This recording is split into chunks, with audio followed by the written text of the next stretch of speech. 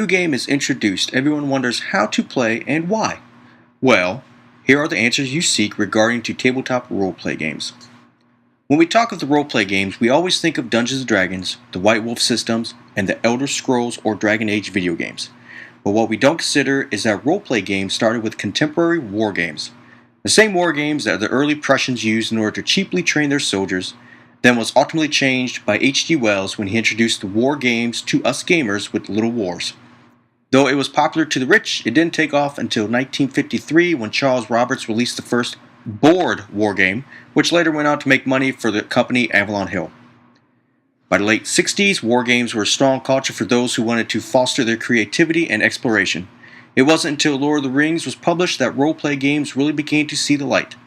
Eventually, the Battle of the Bulge became the Battle for Helm's Deep, and miniaturized soldiers and tanks were replaced with orcs, elves, and dragons.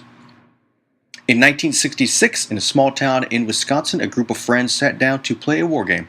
They decided they wanted their generals and leaders in their war game to become actual heroes and fight epically against dragons and warlords. So Jeff Perrin, Gary Gygax, and David Arneson created a game called Chainmail, which eventually led to Dungeons & Dragons, which was initially called Fantasy Medieval War Game, playable with paper and pencil and miniature figures. Now that you know the history, how do you play? Any store that has a game room or that sells the roleplay items should have an expert behind the counter who can explain the different game systems to you. So here are the basic rules for all RPGs.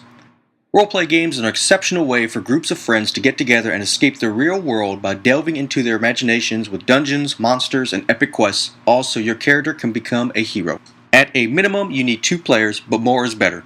At least 5 gets the party going. One person will be the game master or dungeon master.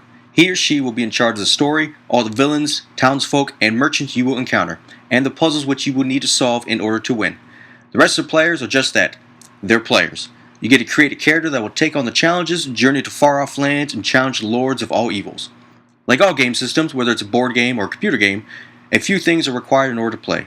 A character sheet or notebook paper to jot down your character stats, story arcs, and important information, writing tools, and a variety of dice which you will use to randomly determine if you succeed at combat, sneaking, or other important skills. And someone at the table should have the primary rulebook for the game, whether it's the player's handbook, core rulebook, or a PDF. These books will have all the rules for character creation, combat, and storytelling. An important note to declare.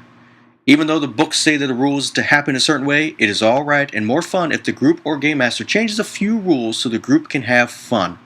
The game should be more fun for everyone and no one should go home upset because their character died or they couldn't play. Now that you know the basics, go ahead and try a few games and ask us any questions you have.